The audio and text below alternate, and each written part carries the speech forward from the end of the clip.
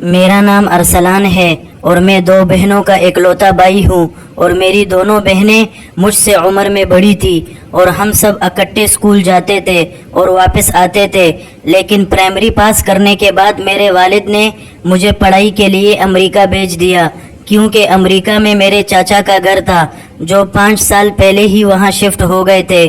اب مجھے اپنے چچا کے گھر میں رہنا تھا کیونکہ میں نے اپنی پڑھائی مکمل کرنی تھی۔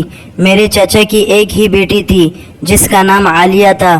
میں جیسے ہی اپنے چچا کے گھر میں داخل ہوا تو عالیہ نے مجھے گلے لگا لیا اور میرے ہونٹوں پہ کام کرنے لگی 20 سیکنڈ تک۔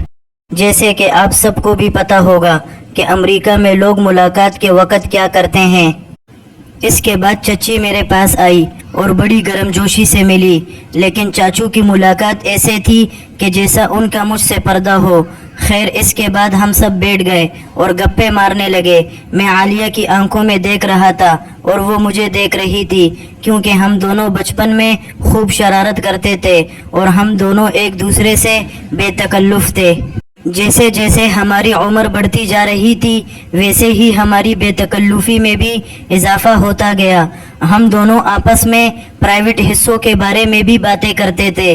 اس کے 2 خوبصورت چھوٹے چھوٹے گلاب جامن تھے جسے میں آتے جاتے دباتا رہتا تھا اور وہ بھی میرے ہتھیار سے خوب فائدہ اٹھاتی اور ہم دونوں خوب انجوائے کرتے تھے۔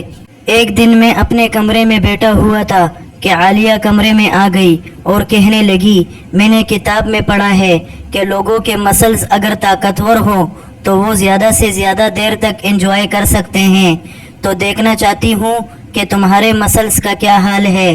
تو اس نے مجھ سے پوچھے بغیر میری پینٹ کی زپ کھول لی تو میرے جہاز نے فوراً اپنی پوزیشن سنبھال لی۔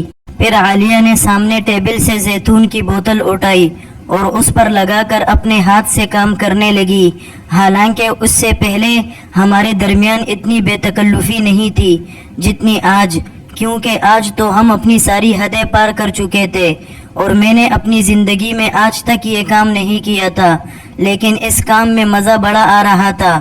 دل چاہتا تھا کہ وہ اسی طرح اپنے ہاتھ سے کام کرتی رہے۔